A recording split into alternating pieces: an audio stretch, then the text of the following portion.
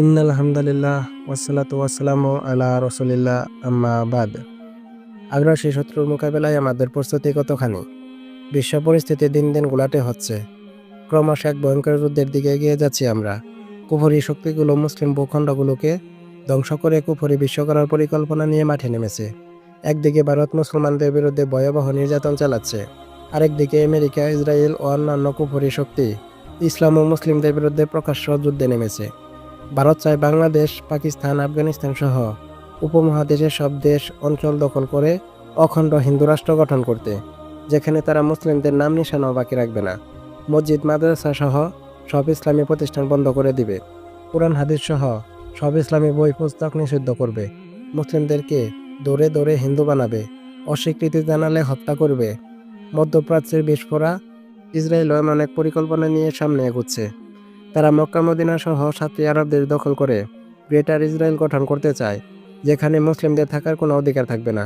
কেউ থেকে গেলে তার সাথে বর্তমান ফিলিস্তিন ও গাজায় মুসলিমদের সাথে যেমন আচরণ করা হচ্ছে তেমন আচরণ করা হবে। এই উদ্দেশ্য পূরণে ভারত ও ইসরায়েল অনেক দূরে গিয়ে গেছে। অস্ত্র, অর্থ, প্রযুক্তি, জনবল সহ বিভিন্ন ক্ষেত্রে উভয় দেশের অগ্রগতি চোখে পড়ার মতো। ভারত শক্তিশালী বাহিনী গড়ার পাশাপাশি সাধারণ জনগণ এমনকি নারী ও শিশুদেরকেও প্রশিক্ষণ দিয়ে গড়ে তুলেছে।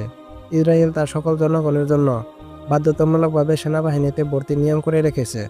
তাদের দেশের যুবকরা শুধু বিনোদন আর কেরিয়ারের চিন্তায় সময় পার করে না, তাদের বড় একটা অংশও যুদ্ধ প্রস্তুতি, নতুন কিছু উদ্ভাবন ও অন্যদেরকে মানসিকভাবে প্রস্তুত রাখার পেছনে সময় ব্যয় করে।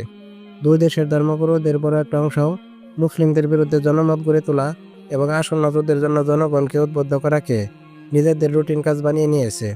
এমন পরিস্থিতিতে আমাদের প্রস্তুতি কি? শত্রুদের ভয়ঙ্কর সব অস্ত্রশস্ত্রের মোকাবেলায় আমাদের পরিকল্পনাই বাকি।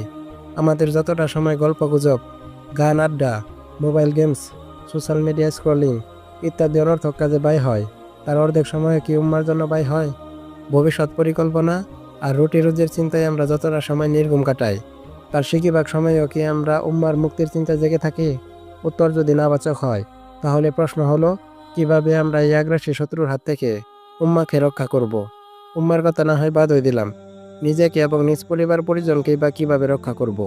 শুধু সমালোচনা, হতাশ আর অনর্থক কাজে ডুবে থেকে কি আগ্রাসী শত্রুর হাত থেকে নিজেদের বাঁচানো সম্ভব?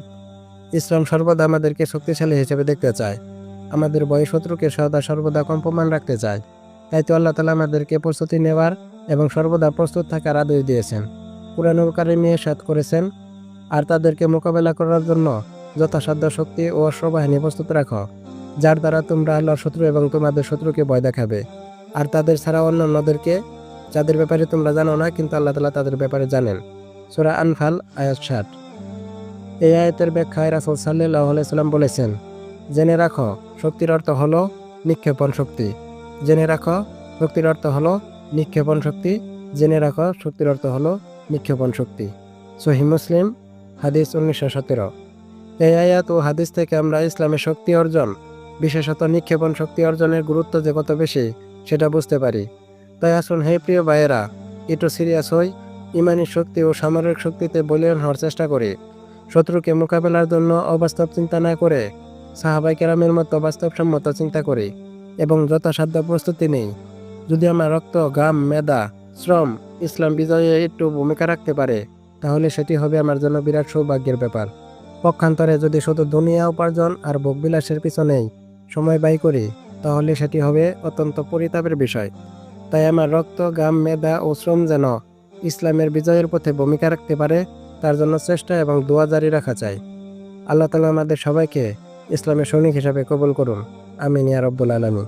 প্রিয় বন্ধুরা, এই চ্যানেলটি ইসলামী দাওয়াতি কাজের স্বার্থে এই চ্যানেলটি সাবস্ক্রাইব করুন এবং ভিডিওটি শেয়ার করে আপনার অন্য দিনী ভাইদেরকে দেখার সুযোগ করে দিন।